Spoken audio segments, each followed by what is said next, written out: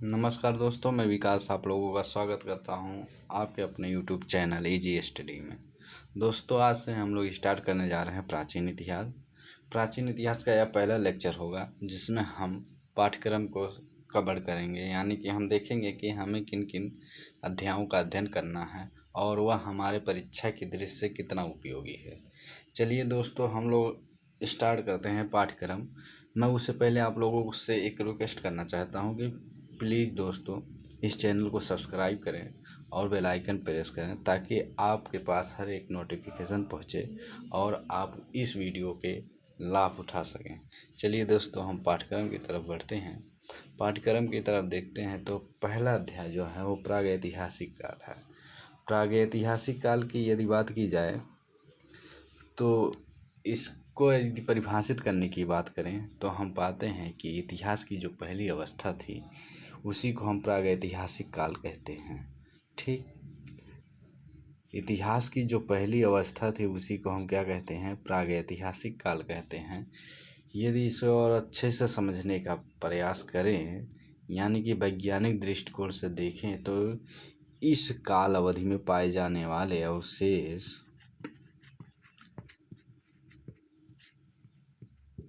Plus साहित्य जो किताबें लिखी गई थी उनका सही से अध्ययन नहीं किया जा सका है, जिसके बारे में इस काल के बारे में हमें सही सटीकता से जानकारी नहीं मिल पाती है। फिर भी जब हम इसका अध्ययन करते हैं तो इसको 4 भागों में बांट कर देखते हैं, जिसमें पूरा पाषाण काल है, फिर मध्य पाषाण काल है, इसके बाद नवपाषाण काल को हम देखते हैं। नवपाषाण काल के बाद हम देखते हैं एक और काल का अध्ययन करते हैं जिसका नाम है ताम्रपाषाण काल। यदि काल अवधि के आधार की बात की जाए तो हड़प्पा संस्कृति का काल अवधि पहले आ जाता है, उसके पश्चात ताम्रपाषाण काल का कार्यकाल आता है, अथवा कह सकते हैं कार्यावधि आती है। तो हम लोग देखते हैं कि इसकी समानता इसकी अपेक्षा नहीं है, यानी कि ताम्रपाषाण काल की समानता इन सभी पूरा पाषाण काल, मध्य पाषाण काल, नवपाषाण काल के होने की वजह से हम लोग इसके साथ में ही इसका अध्ययन करेंगे। चलिए दोस्तों, मैं यदि काल निर्धारण की बात करूं तो हम देखते हैं कि पूरा पाषाण काल का जो काल अवधि होता है वो होता है 5 लाख ईसा पूर्व से 10,000 ईसा पूर्व। और पुनः हम देखते हैं पूरा पाषाण काल को 3 भागों में डिवाइड किया गया है, यानी कि 3 भागों में बांटने का यह तात्पर्य है कि जो मानव की उत्पत्ति हुई उसके बाद मानव का अधिकतर जीवन हिमयुग में बीता। हिमयुग का मतलब ये है कि उस समय पृथ्वी का टेम्परेचर इतना लो था, पृथ्वी पे पाए जाने वाले टेम्परेचर इतने लो थे कि बाहर निकलना भी मुश्किल होता था। परंतु वहाँ पे जो मानव निवास करते थे वो गुफाओं में रहकर अपने आप को सुरक्षित महसूस करते थे। इसलिए जब मानव गुफाओं से बाहर निकलता था तो वह बहुत कम समय के लिए ही बाहर निकलता था और अपने भोजन का प्रबंध करने के उपरांत पुनः गुफाओं में चला जाता था। इस वजह से इसको हम 3 भागों में डिवाइड करके पढ़ते हैं। इसके बाद दोस्तों हम चलते हैं मध्य पाषाण की काल की तरफ, जिसमें हम लोग इसका काल अवधि देखें तो हम लोग पाते हैं इसकी काल अवधि है 10,000 ईसा पूर्व से 4,000 ईसा पूर्व।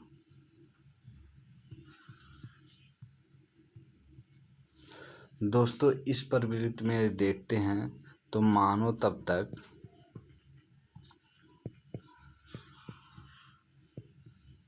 शिकार करने लगा था, कंदमूल, फल, औजार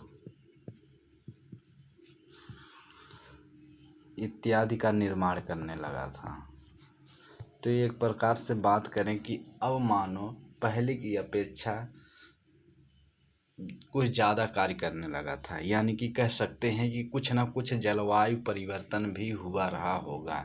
यानी कि धीरे धीरे जो हिम युग में पृथ्वी का तापमान बहुत नीचे था, अब वह धीरे धीरे बढ़ रहा होगा, जिसकी वजह से मानव अपनी गुफाओं से बाहर निकलने के लिए ज़्यादा समय लेता था और उसमें अन्य प्रकार के कार्य भी करता था।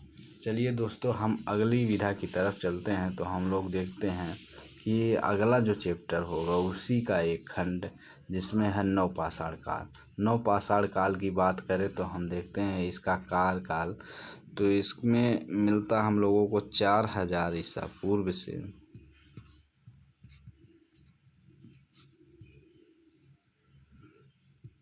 2500 ईसा पूर्व। इसमें क्या होता है, मानव पहिए का आविष्कार कर लेता है। उसके साथ साथ में जो शिकार करने के लिए वो प्रयोग करता था औजार, उसकी मतलब गुणवत्ता में बल प्राप्त होता है। जैसे देखते हैं कि पहले जो मानव पत्थर के औजार का प्रयोग करता था, अब उन पत्थर के औजार जो बड़े बड़े होते थे उनकी आकार में कमी आई, जिसकी वजह से वो औजार को सबसे सटीकता के साथ उपयोग कर सकते थे। और इसके साथ साथ में कृषि व्यवस्था भी अपने प्रगति पर थी। अब स्थानीय कृषि व्यवस्था करने लगे थे। मानो एक स्थानीय स्थान पे रुकता था और जब तक फसल तैयार नहीं हो जाता था तब तक वो वहाँ पे रहते थे, तत्पश्चात कहीं दूसरे जगह जाते थे। इस प्रकार से देखते हैं कि मानव का विकास होता है और वह अपना जीवन शैली धीरे धीरे आगे अग्रसरित करता जाता है। ठीक उसी प्रकार से जब हम ताम्रपाषाण काल की बात करते हैं तो इस काल में अधिकतर प्रयोग पाषाण का ही होता है, यानी पत्थर का ही होता है। तांबे की खोज हो चुकी होती है, जो सबसे ज़्यादा राजस्थान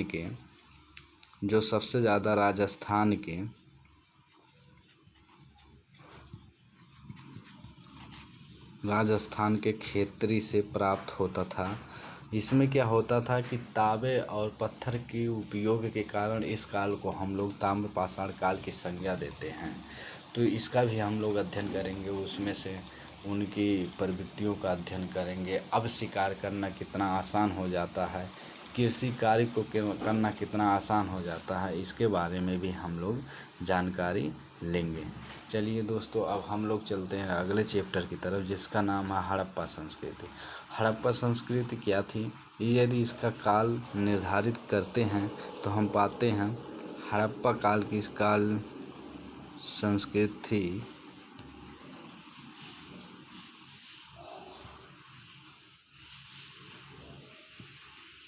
2500 ईसा पूर्व से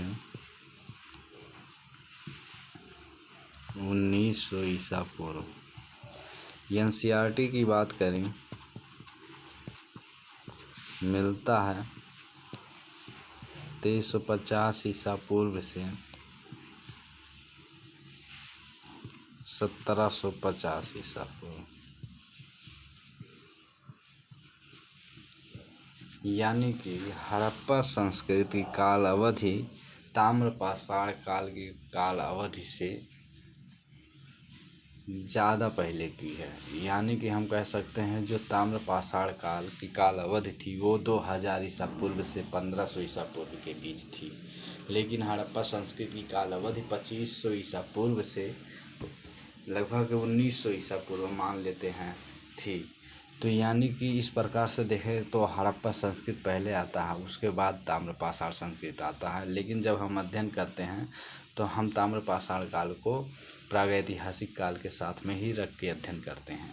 चलिए दोस्तों, इसमें हम लोग देखेंगे कि मानव किस प्रकार से नगरीय व्यवस्था का स्थापना करता है और एक वैज्ञानिक दृष्टिकोण को ध्यान में रखते हुए नगरों का विकास किया जाता है। रहन सहन की जो जीवन शैली थी उसमें परिवर्तन आता है और इस प्रकार से एक यानी वैज्ञानिक आधार पर स्थित नगरीय व्यवस्था किस प्रकार से पतन होती है, वो उसके रहस्यों को के बारे में भी जानने का प्रयास करेंगे। चलिए अगला चैप्टर हम लोग देखते हैं, वैदिक काल है। वैदिक काल में दो काल हैं, एक ऋग वैदिक काल है और एक उत्तर वैदिक काल है। यदि इनकी काल निर्धारण करें तो हम पाते हैं कि वैदिक काल का काल अवधि है 1500 ईसा पूर्व से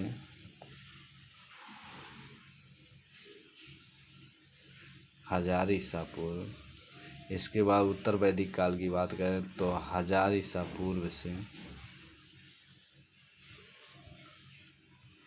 600 ईसा पूर्व। यानी कि इसमें उपस्थित भारत में पाए जाने वाले 4 वेदों का संग्रह जिन कालों में किया गया उन्हीं को वैदिक काल कहते हैं।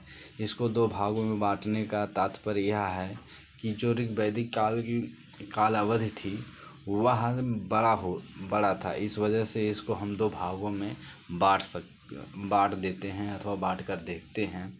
और दूसरी अवस्था यह हो सकती है कि इसमें जब इसकी शुरुआत होती है तो लगभग उसी समय आर्यों का आगमन भी होता है, और आर्यों के आगमन के फलस्वरूप जो यहाँ के स्थानीय लोग होते हैं वो दास अथवा दास्यु के रूप में जाने लगते हैं, और जो आर्य लोग होते हैं वो मतलब राजा की तरफ अपना बलपूर्वक प्रयोग करने लगते हैं और शासित करने लगते हैं। साथ साथ में हम लोग देखेंगे कि आर्य अनार्य 2 भागों में बढ़ जाता है समाज। इसी प्रकार से वो आगे अपनी प्रक्रिया संचालित करते रहते हैं, जहाँ से हम वैदिक धर्म के बारे में देखेंगे कि स्त्रियों की दशा क्या थी और वहाँ का जो जीवन शैली था, सामाजिक स्तर था, आर्थिक स्तर था, उसके बारे में भी हम लोग जानकारी हासिल करेंगे। फिर इसके बाद हम देखेंगे चौथा जो चैप्टर होगा वो लौह युग होगा।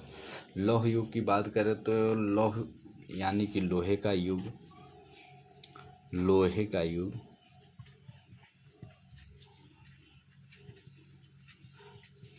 इस युग की शुभारंभ होता है लगभग 1000 ईसा पूर्व, क्योंकि 1000 ईसा पूर्व में ही लोहे का आविष्कार हो गया था, खोज हो गया था, जिसके कारण अब मानव जीवन का जीवन शैली में कुछ परिवर्तन आता है।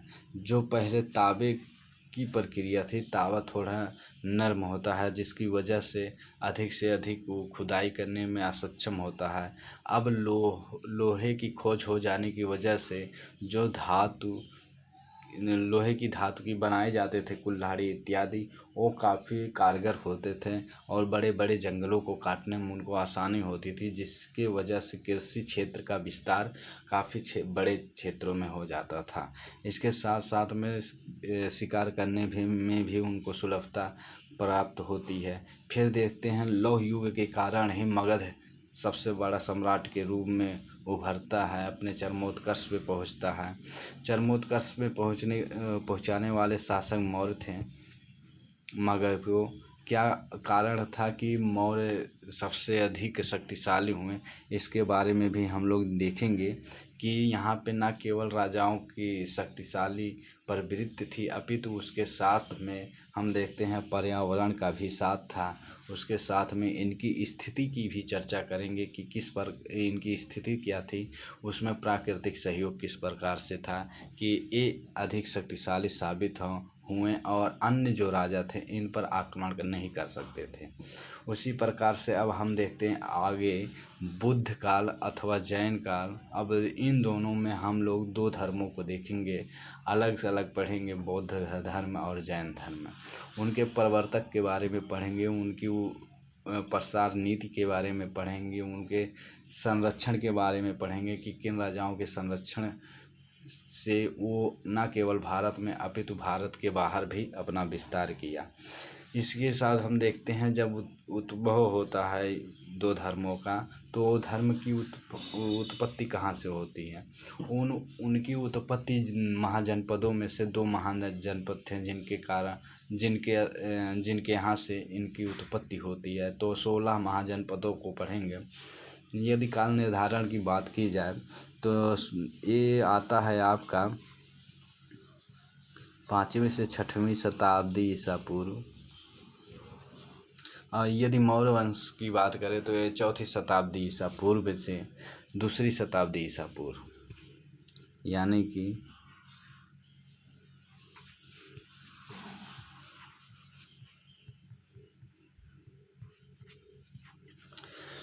मौर्य युग की बात करेंगे तो चौथी शताब्दी से दूसरी शताब्दी, और महाजनपद की बात करेंगे तो 5वीं से 6वीं शताब्दी ईसा पूर्व।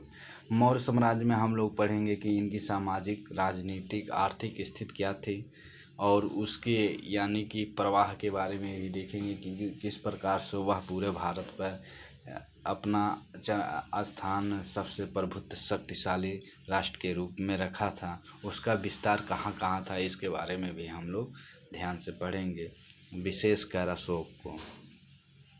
फिर इसके बाद हमारा अगला चैप्टर स्टार्ट होता है उत्तर मौर्य काल। उत्तर मौर्य काल में क्या होता है कि धीरे धीरे मौर्य काल का पतन हो जाता है। मौर्य काल के पतन होने का कारण क्या था, उसके बारे में भी हम लोग चर्चा करेंगे। साथ में देखेंगे कि मौर्य काल का अंतिम जो शासक था बृहरथ, उसकी हत्या करके पुष्पमित्र शुंग वंश की स्थापना करता है। यह दूसरी शताब्दी ईसा पूर्व में होता है। यदि काल निर्धारण की बात करें तो हम पाते हैं कि शुंग वंश का स्थापना 178 ईसा पूर्व में होता है। ठीक, अब ये 75 ईसा पूर्व तक शासन करते हैं। 75 ईसा पूर्व में अंतिम शासक जो इनका होता है देवभूत, उसकी हत्या वसुदेव के द्वारा कर दी जाती है और कानवा वंश की स्थापना करता है। कानवा वंश 30 ईसा पूर्व तक शासन करते हैं। 30 ईसा पूर्व तक शासन करते हैं। तत्पश्चात हम अगला जो चैप्टर होगा, उस अगला खंड होगा, इसी चैप्टर का अगला जो खंड होगा उसमें पढ़ेंगे सातवाहन वंश। अब यहाँ पे हम लोग देखते हैं जिस प्रकार से उत्तर भारत के मौर्यकालीन समय में मौर्य सबसे शक्तिशाली केंद्रीय सत्ता के रूप में उभरा, उसी प्रकार से सातवाहन वंश दक्षिण भारत में उत्तर मौर्य काल में सबसे शक्तिशाली साम्राज्यों में से उभरा। सातवाहन वंश का पहला शासक था सिमुक, जिसने दूसरी शताब्दी ईसा पूर्व में सातवाहन वंश की स्थापना की। इसके बाद देखते हैं कि सातवाहन वंश का जो यानी कि कालावधि रहा है दूसरी शताब्दी ईसा पूर्व से दूसरी ईस्वी तक रहा है। इसमें उनकी हम बड़े बड़े विशेषताओं के बारे में भी चर्चा करेंगे, किस प्रकार से इन्होंने अपने शासन को संचालित किया और केंद्रीय सत्ता के रूप में लगभग 400 वर्षों तक शासन किया, और फिर इन एक इस प्रकार से छेड़ होते हैं और इनका पतन होता है, उसके बारे में भी हम लोग ध्यान से पढ़ेंगे। इनकी आर्थिक राजनीतिक स्थिति के बारे में भी ध्यान से पढ़ा जाएगा। फिर इसके बाद हम लोग देखेंगे थोड़ा मध्य एशियाई क्षेत्र। मध्य एशियाई क्षेत्र में हम लोग देखेंगे कि बौद्ध धर्म का प्रचार कैसे मध्य एशिया में हुआ। उसके साथ में देखेंगे सिक्कों का विकास जो हुआ, जिसे हम पहला सिक्का पंचमांश कहते हैं, उसका भारत में आना क्या इन लोगों के सहयोग से हुआ अथवा किस प्रकार से इन्होंने सहयोग किया, इसके बारे में हम लोग ध्यान से देखेंगे। फिर इसके बाद हम लोग अगला चैप्टर पढ़ेंगे गुप्त काल। गुप्त काल की बात करें तो गुप्त काल का कालखंड होगा तीसरी कह सकते हैं 240 ईसा पूर्व से 500 ईसा पूर्व नहीं, ये ईस्वी है 500 ईस्वी, यानी कि सातवाहन वंश के बाद यदि कोई केंद्रीय शक्ति सबसे बड़ी खड़ी होती है तो वह गुप्ता काल होता है। यानी कि गुप्त काल ही सातवाहन वंश के बाद केंद्रीय रूप से उभरता है और अपनी स्थिति को मजबूत करता है। चलते हैं देखते हैं। इसका पहले जो शासक था श्रीगुप्त था और अंतिम शासक विष्णुगुप्त था। इस काल को हम लोग स्वर्ण काल भी कहते हैं, क्योंकि इस काल में न केवल सामाजिक आर्थिक राजनीतिक स्थिति में परिवर्तन हुआ, उसके साथ साथ में वैज्ञानिक दृष्टिकोण से भी यह काल काफ़ी सफलपूर्वक रहा। और साहित्य की क्षेत्र में बात करें तो इसमें क्या होता था कि बहुत से कवि लोग थे जो इनके दरबार में हमेशा उपस्थित होते थे, जिस वजह से इस काल को हम स्वर्ण काल की संज्ञा देते हैं। परंतु साथ में देखते हैं इस काल में स्त्रियों की दशा बहुत दयनीय हो जाती है और इस इस समय हम लोग देखेंगे कि स्त्रियों की दशा दयनीय होती है, तो उसके साथ में हम लोग इसके लिए स्त्रियों का एक अलग चैप्टर पढ़ेंगे और वहाँ पर देखेंगे कि किस प्रकार से वैदिक काल से धीरे धीरे जो चरमोत्कर्ष प्रथा है स्त्रियों की स्थिति, अब वह धीरे धीरे धीरे धीरे गुप्त काल तक आते आते लुप्त हो गई। इस वजह से हम लोग स्त्रियों पर एक अलग से चैप्टर हैंडल करेंगे। फिर इसके बाद हम लोग देखेंगे कि गुप्त काल के बाद हर्षवर्धन काल आता है। हर्षवर्धन काल क्या होता है, सबसे शक्तिशाली सामंतों में से सबसे शक्तिशाली राजा बनने की प्रक्रिया कैसी थी। यानी कि गुप्त काल का जब पतन होता है तो उसके बाद देखते हैं कि पूरा भारत छोटे छोटे सामंतों में विभाजित हो जाता है, परंतु उसमें से हर्षवर्धन अपने आसपास के छोटे छोटे सामंतों को पराजित करके एक केंद्रीय सत्ता के रूप में स्थापित होता है।